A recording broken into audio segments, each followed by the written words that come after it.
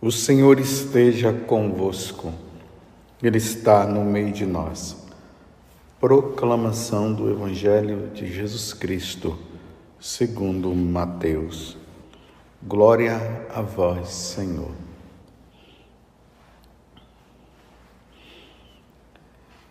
Naquele tempo, apresentaram a Jesus um homem mudo que estava possuído pelo demônio. Quando o demônio foi expulso, o mudo começou a falar. As multidões ficaram admiradas e diziam: nunca se viu coisa igual em Israel. Os fariseus, porém, diziam: é pelo chefe dos demônios que ele expulsa os demônios. Jesus percorria todas as cidades e povoados, ensinando em suas sinagogas, pregando o evangelho do reino e curando todo tipo de doenças e enfermidades. Vendo Jesus as multidões, compadeceu-se delas, porque estavam cansadas e abatidas, como ovelhas que não têm pastor. Então disse a seus discípulos: a messe é grande, mas os trabalhadores são poucos. Pedi, pois, ao dono da messe que envie trabalhadores para a sua colheita. Palavra da salvação. Glória a vós, Senhor. Meus irmãos e minhas irmãs, estamos mais uma vez diante de nosso Senhor Jesus Cristo que nos fala.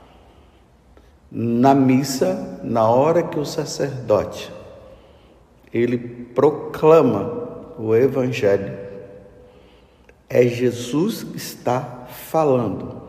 Jesus se usa da boca do sacerdote para poder falar. Por isso que ele é um ministro ordenado. Ele foi ordenado para isso, para anunciar a boa nova. Que boa nova? A boa nova que Jesus anunciou. E o que foi que Jesus anunciou como boa nova? Que Ele é a boa nova. Nós anunciamos uma pessoa, e essa pessoa é Jesus. É a segunda pessoa da Santíssima Trindade que foi enviado pelo Pai, pela força do Espírito, para poder mostrar a Trindade. Para mostrar que nós temos um Pai que nos criou. Para mostrar que existe o Filho unigênito, o único Filho dele. E para mostrar que o amor entre um e outro, aí procede a terceira pessoa da Santíssima Trindade, procede do Pai, o Espírito Santo. Que coisa maravilhosa. E aí, quando nós nos deparamos com a Santíssima Trindade, nós dizemos: encontrei Deus. Agora a minha vida tem sentido. A nossa vida só tem sentido quando nós nos encontramos com Deus. E Jesus, que veio do céu, que é Deus, que se tornou homem, que se fez homem no seio da Virgem Maria, ele anunciou essa boa nova e depois da sua morte e ressurreição, ele volta ao Pai e ele dá aos sacerdotes, aos apóstolos, essa missão de anunciar a boa nova. Cristo ressuscitou, ele morreu, ele ressuscitou verdadeiramente, aleluia, e ele nos aguarda no céu, e ele vai nos aguardar no céu se nós levarmos uma vida santa. E esta vida santa acontecerá na vida das pessoas diante daquilo que nós, sacerdotes, falamos, anunciamos e apresentamos essa pessoa. Mas para isso acontecer por parte de nós, sacerdotes, é preciso que nós estejamos cheios, estejamos imbuídos também dessa pessoa. E aí a vida de oração nossa, a vida de ascese, a vida de penitência, o desejo realmente de anunciar a verdade de nosso Senhor Jesus Cristo. E quando nós anunciamos essa verdade de Jesus, porque nós estamos cheios de Deus pela força do Espírito, aí as pessoas elas vão mudando o comportamento e elas vão sentindo o desejo também de amar, de servir, de ser de Deus, de ser santo, de buscar a eternidade. É assim que deve ser. Mas por que eu estou falando isso? Porque no Evangelho de hoje há um lamento de Jesus. Jesus, depois de ele ter expulsado aquele demônio que era mudo, e aqui nós podemos entender, que o demônio, ele quer que os sacerdotes não falem a verdade, não anunciem a verdade. Então ele torna-nos mudos, ele quer que nós estejamos mudos, porque Jesus disse: ide por todo o mundo e pregai o evangelho a toda criatura. Quem crê e for batizado será salvo. Quem não crê já está condenado. E uma das coisas que o demônio quer é que nós, sacerdotes, não anunciemos a verdade para as pessoas se perderem. Jesus expulsa aquele demônio. Aí os fariseus, que na verdade não queriam aceitar Jesus, já arrumaram um meio de dizer que Jesus estava expulsando aquele demônio pelo dedo de Satanás. E Jesus continua anunciando a boa nova de cidade, através de cidades e povoados, ensinando nas sinagogas e aqui, pregando o evangelho do reino e curando todo tipo de doença e enfermidade. Mas só que depois de tudo isso, Jesus olha e ali dá uma tristeza no coração dele. Ele vendo aquela multidão, ele diz: essa multidão são como ovelhas sem pastor. Imagine uma ovelha sem pastor, ela fica perdida, fica sem rumo. Assim que fica a ovelha. Jesus faz uma comparação muito linda, porque a ovelha, no fundo, ela necessita do pastor, porque o pastor a alimenta, o pastor cuida dela, o pastor coloca ela ali no redil, no curral.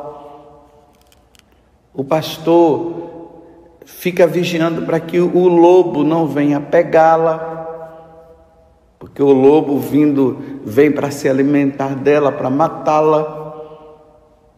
Então Jesus faz essa comparação. Imagine uma paróquia onde o padre, o sacerdote, não cuida das suas ovelhas. Esses dias eu fiquei muito entristecido e preocupado. Um sacerdote, ele conversava comigo que ele dizia que tinha um irmão dele, sacerdote, que tinha ali uma paróquia. E quando ele assumiu aquela paróquia, a primeira coisa que ele fez foi tirar a catequese. Tirou a catequese. Uma paróquia sem catequese? Imagina só. Meu Deus do céu.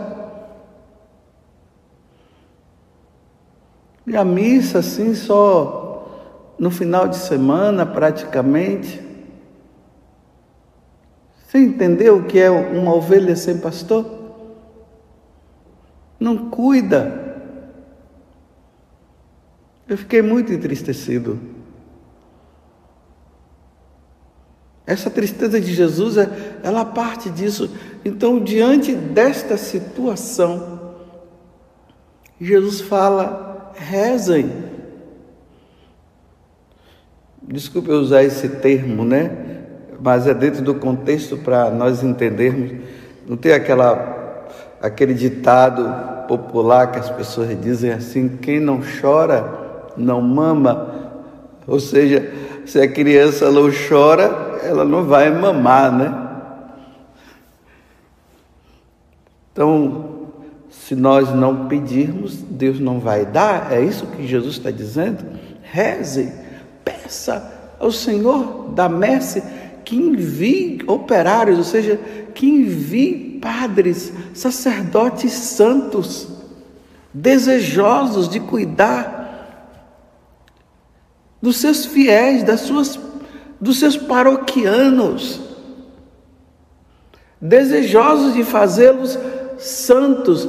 A missão nossa de sacerdote é transformar um pagão num cristão. Essa é a missão nossa. Mas para isso acontecer, é preciso que o sacerdote ele esteja imbuído de santidade, da graça de Deus, que ele tenha vida, muita vida de oração, que ele faça a penitência pelos seus, que ele reze pelos seus, que ele se preocupe pelos seus. Esta é a preocupação que está no coração de nosso Senhor Jesus Cristo. Na vida do Curadas, é interessante que estava acontecendo uma revolução. Primeiro, na paróquia dele, aquele vilarejo da cidade de Ars. As pessoas mudando de vida. E um outro fato extraordinário era que as pessoas que eram das outras paróquias estavam indo para a paróquia de São João Maria Vianney, conhecido como Curadas. Tanto que a ferrovia, o trem, passava distante daquela cidade, porque era uma cidade do interior pequena, né? Pode vir coisa boa da cidade de Ars. É mais ou menos isso para entender. Mas fizeram um desvio para que o trem pudesse passar por dentro ali, pela cidade, porque tamanha era a multidão que ia atrás daquele homem simples, mas aquele homem simples, aquele homem humilde, que era de Deus. E aí os párocos ali em volta, claro, enciumados, começaram a dizer que o São João Maria Vianney estava tirando os paroquianos dele para ir para lá. Mas por quê? Por que será aí? Essa é a pergunta. Por que será que os párocos estavam ali? Eles tinham também os seus paroquianos, e os seus paroquianos deixavam de ouvir aquele pároco, de estar com aquele pároco para ir atrás do Curadas, por causa da santidade que o Curadas tinha. E um padre, intrigado com isso, foi lá, né, e ficou observando, vendo. Também questionou, porque eles viviam questionando o servo de Deus, porque os outros também eram servos de Deus, mas existe o servo de Deus, e existe servo de Deus. E ele observando aquele padre, ali, usava aquela batina dele, uma batina surrada. A batina surrada, que significa também a dedicação, a entrega.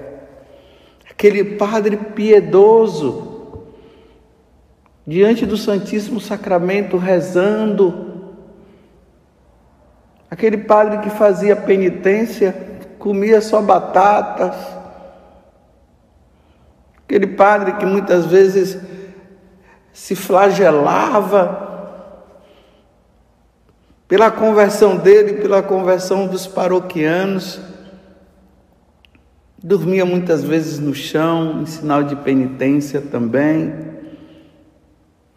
Que falava de Deus, falava de Jesus Cristo, anunciava Jesus e as pessoas se comoviam. Que levava horas e horas no confessionário, porque o fruto da pregação dele levava as pessoas à conversão, à mudança de vida.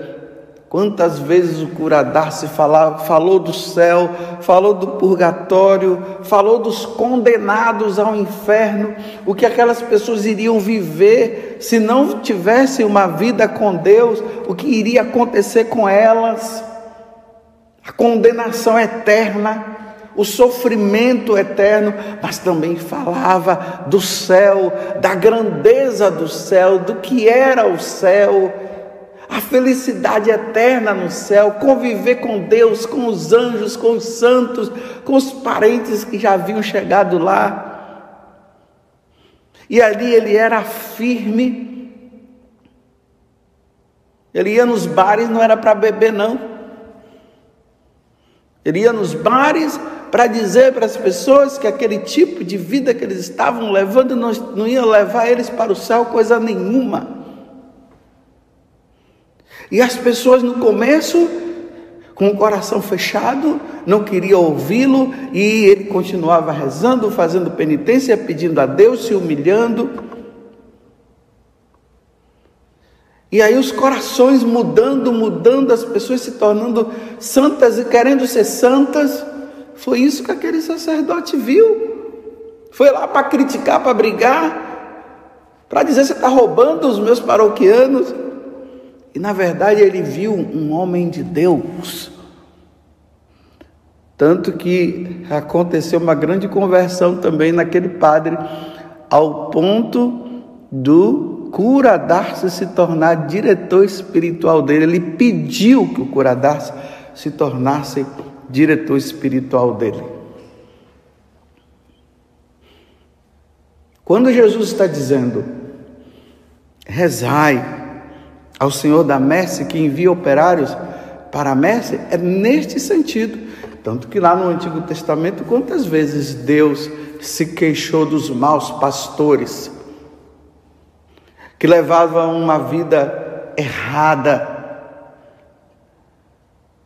Então ali Deus fala, principalmente lá no livro de Ezequiel, também no livro de Jeremias fala: eu vou então cuidar das minhas ovelhas, já que os meus pastores, os meus sacerdotes não querem cuidar das minhas ovelhas, então eu vou cuidar delas, eu mesmo vou. Olha que ponto, que situação. Será que se Jesus viesse agora, ou se não lá do céu, será que Jesus também está dizendo isso? Ele olha para nós sacerdotes, será que ele olha para mim e diz assim: eu vou lá, porque o padre José Augusto não está sendo um bom sacerdote? Vocês lembram que esses dias eu fiz, graças a Deus, 25 anos de sacerdote? Mas vocês viram que até ali na homilia eu falava: será que eu estou sendo agradável a Deus? Será que Deus está contente comigo? Eu não sei. E eu até mesmo dizia: não são as pessoas que devem simplesmente dizer e eu acreditar. Não, é Deus que tem que dizer. Porque as pessoas podem se enganar, mas Deus não se engana. Então, será que eu estou sendo agradável? Será que eu estou realmente cumprindo a minha missão de sacerdote? E ali eu fiz um propósito: eu tenho que recomeçar a minha vida de novo. Já se passaram 25 anos, Eu não sei se eu vou ter mais 25 anos. Na verdade, eu nem quero ter mais 25 anos de padre. Que Deus, quando Ele achar, que Ele me leve, mas que eu esteja numa vida santa, ainda mais que agora eu estou com 56 anos, então, olha, eu já passei dos 50, agora é contagem regressiva. Está diminuindo o meu tempo, embora todo mundo que nasce, o tempo continua, vai diminuindo o tempo, né? O tempo nosso para a eternidade. E eu, muito mais agora com 56 anos. Com 25 anos de padre, 29 anos na Canção Nova, uns 34 anos, não uns 40 anos aí que eu estou nessa vida com Deus, lutando diariamente. Mas será que eu sou um sacerdote agradável a Deus? Eu não sei, é Deus quem sabe. O que eu não posso é ser um mau pastor, um mau sacerdote. Mas eu olho para mim e eu vejo que eu não sou lá essas coisas todas, não.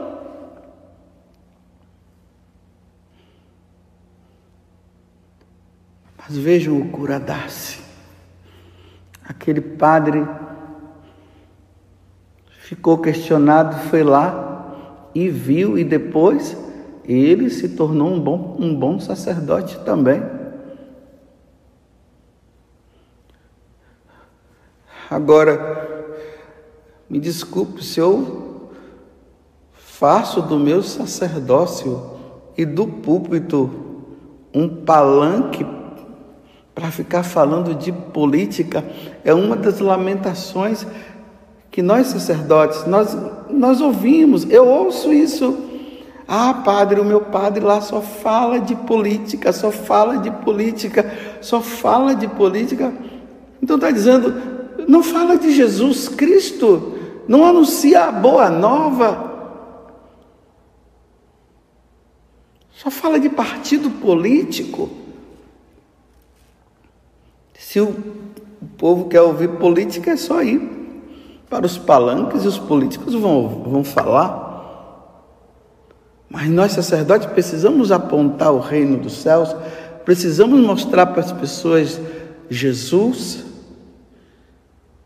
E até os políticos devem ouvir o sacerdote no púlpito falando de Jesus. E aí aqueles políticos corruptos vão mudar de vida. Em vez de falar de Jesus, fala desse e daquele. E muitas vezes mentira. São os maus pastores. Em vez de falar da eternidade, falar da conversão, falar de nosso Senhor, falar dos bons costumes. Não, hoje diz que tudo está bom. É como se o pecado não existisse mais. E aí o que é que acontece? Acontece o que aconteceu lá em Ars. As pessoas saíam da sua paróquia em busca de outro sacerdote, em outra paróquia. Então a primeira coisa que um sacerdote deve perguntar: por que os meus paroquianos saem da minha paróquia e vão para outra paróquia, vão atrás de outros padres? É uma avaliação, tem que se parar, tem que se olhar a verdade. Se está indo em outras paróquias, meu irmão, é porque talvez você não esteja, talvez você não esteja fazendo o que deve fazer.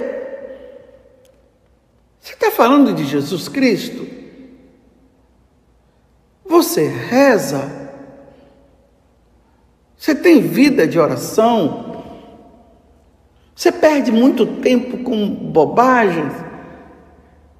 Você agora acha que a solução para as pessoas é anunciar esse ou aquele político? Você tem tempo para atender os seus paroquianos? Tem tempo para confissão, atender confissão, para dar uma direção espiritual? Se não tiver tempo, se não tiver vida com Deus, meus irmãos sacerdotes, os seus paroquianos irão para outra paróquia, onde eles vão encontrar lá um sacerdote que reza, que está falando de Jesus Cristo, que está levando eles à conversão de vida. Mas essa vida mundana, nós sacerdotes não podemos ser mundanos. Que abre um parênteses, eu não estou falando isso para dizer que eu sou melhor do que ninguém, eu sou pior do que todos. Fecho parênteses porque eu estou me avaliando também. Como eu disse, nesses 25 anos de padre que eu fiz há poucos dias, eu estou me avaliando agora. Será que eu fui um bom sacerdote? Mas é preciso rever. Aí critica o padre que está procurando viver uma vida piedosa e que infelizmente está largando a paróquia dele porque ele não está vivendo essa vida piedosa, e aí senta o rei no outro padre que está levando uma vida piedosa, que está levando uma vida santa. Ontem eu tive a oportunidade, estava conversando com um frei, e esse frei, ele me dizia isso. Quanto que ele era perseguido, porque ele rezava, porque ele usa o hábito religioso. As pessoas dizem, o hábito não faz o monge. Aí, isso é uma palavra mentirosa. Sim, o hábito deve fazer o monge. Mas claro, tem hábitos aí que pode não estar fazendo o monge, mas não vamos agora generalizar. Então, uma crítica em cima, porque ele usa o hábito, porque tem que viver, vestir de forma civil. Aí critica porque ele reza. E aí eu perguntei para ele, como é que é a sua vida de oração? Aí ele disse para mim, toda noite, padre, eu faço 1 hora de adoração. Rezo o terço, a liturgia das horas, leio a vida dos santos, me confesso 1 vez por mês. Ele até brincou comigo, ele disse, o senhor disse que confessa de 15 em 15 dias, né? Um dia eu vou chegar nisso aí, eu disse, talvez porque eu seja mais pecador do que o senhor, por isso que eu me confesso de 15 em 15 dias. Aí nós demos risada, rimos ali um pouco, descontraímos. Eu disse, como é que é a vida na paróquia? Ele disse, olha padre, graças a Deus muitas pessoas vêm. E aí ele falou, né? Que em relação a ele, mas eu não estava se engrandecendo, ele estava entristecido, que em relação a ele e aos outros, ele é mais procurado do que os outros, os que criticam ele, porque ele usa hábito, porque ele reza demais, porque e essas coisas aí.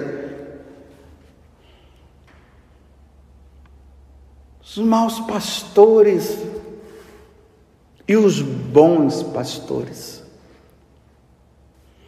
Como nós podemos ser bons sacerdotes se nós não rezamos, se não temos tempo para Deus, se não temos devoção à Virgem Maria, se não somos homens eucarísticos, se nós não nos visualizamos, porque a batina, o hábito, não é modismo, eu não estou falando aqui de modismo, mas a batina, o hábito, visualiza o sacerdote, visualiza. É um padre que está ali, civilmente acaba se escondendo. Quantas vezes tem pessoas que dizem, circulam e passam diante de um sacerdote e nem sabe que é um sacerdote. Que Deus, no dia de hoje, através desse pedido que Ele está fazendo, A messe é grande, mas os trabalhadores são poucos. Pedi, pois, ao dono da messe que envie trabalhadores para a sua messe. Peçamos, meus irmãos, peçamos, minhas irmãs, você que é do apostolado da oração, da Legião de Maria, você aí que faz parte do grupo de oração, das diversas pastorais, não deixe um dia de rezar pela santificação dos sacerdotes, pela minha santificação, pela santificação do seu pároco.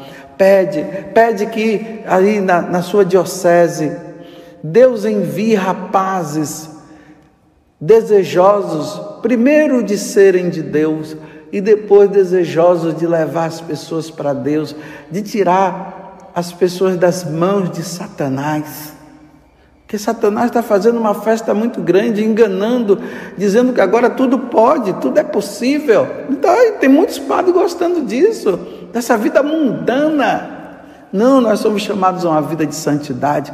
Então rezem para Deus enviar santos sacerdotes, desejosos de serem santos, como um Cura d'Ars, como um São João Maria Vianney, como um Santo Agostinho e tantos outros. E reze pela perseverança de nós que já somos sacerdotes